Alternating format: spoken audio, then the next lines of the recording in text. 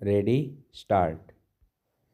सभापति महोदय, किसानों की उपज की आप न अधिक कीमत दे सकते हैं, न अधिक उपजाने के लिए जो साधन देश में उपलब्ध हैं उनकी तरफ आपका ध्यान जा रहा है।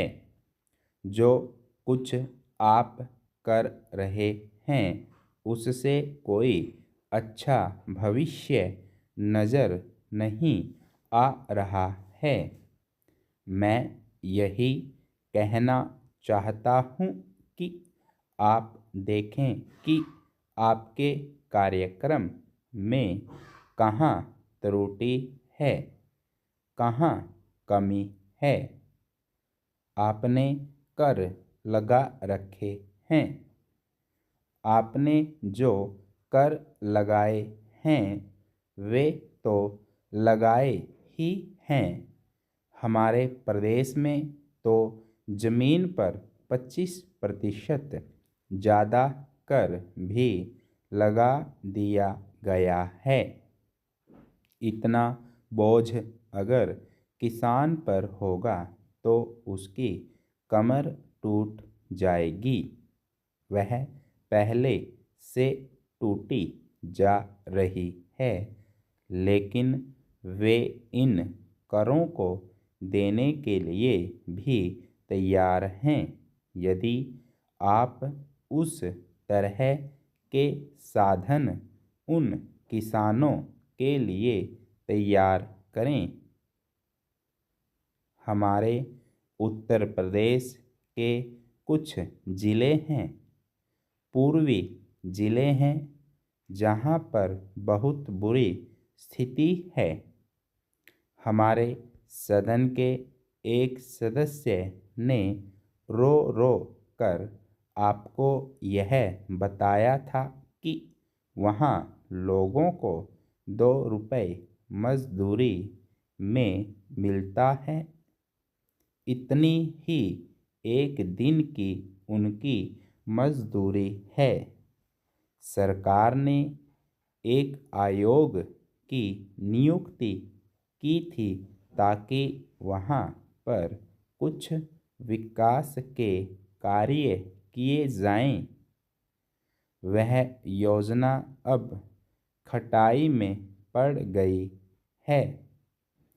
आपका ध्यान इन समस्त चीज़ों की ओर कैसे दिलाया जाए, कैसे आपका ध्यान इन सभी कठिनाइयों की ओर आकर्षित किया जाए, समझ में नहीं आता है।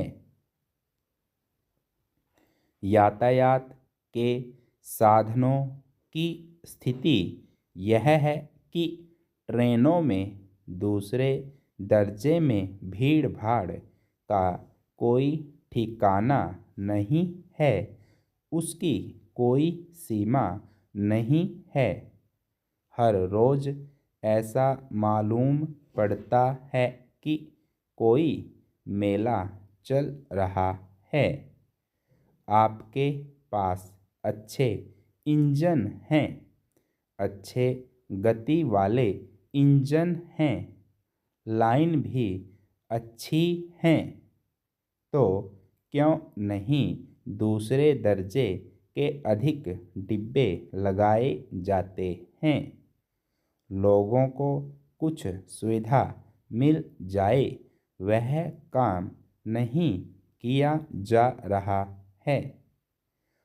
आपको किसान की, देहात में रहने वाले आदमी की, मजदूर की परवाह नहीं है जो समस्त कठिनाइयों को झेलता है।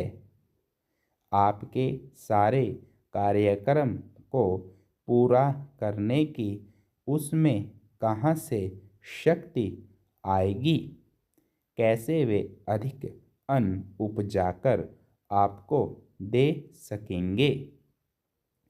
आप इन सब पर सोच विचार करें। आपने बड़े बड़े फार्म बना दिए हैं। क्या उन्हें आपके फार्म से कोई लाभ मिल रहा है?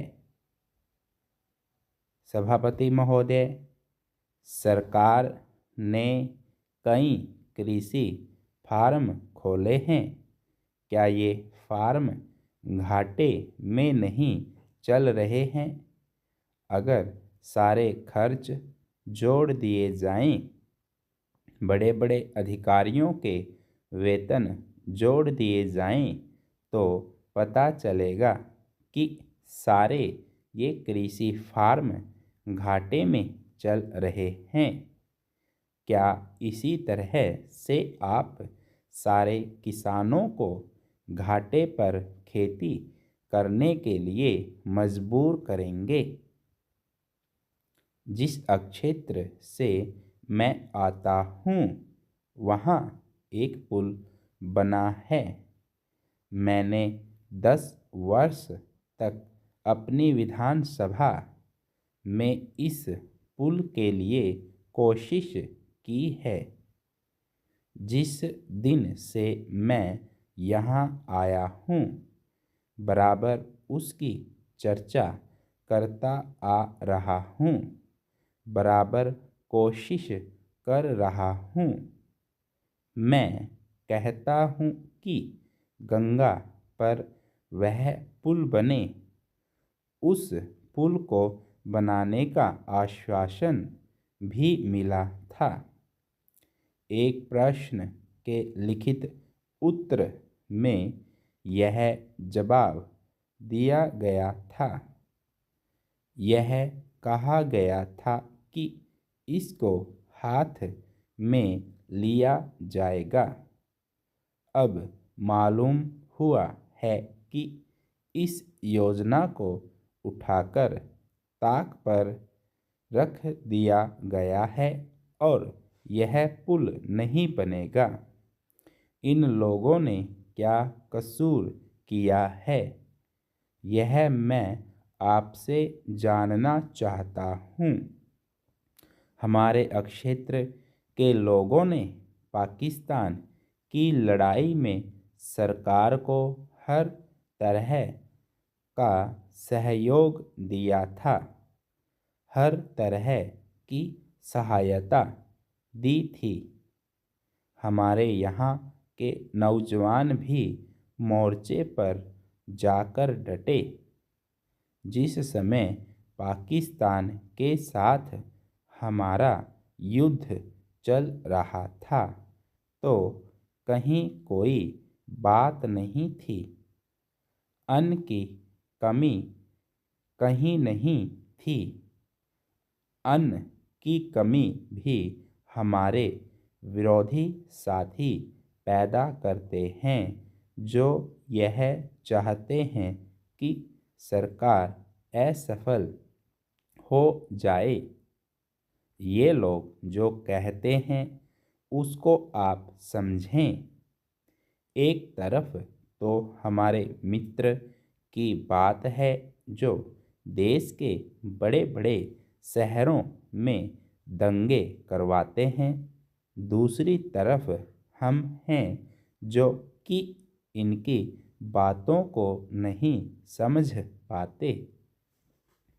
इनको सभी वे लोग मिल जाते हैं जो बेकार होते हैं या जो दंगे करवाने के लिए उत्सुक हैं।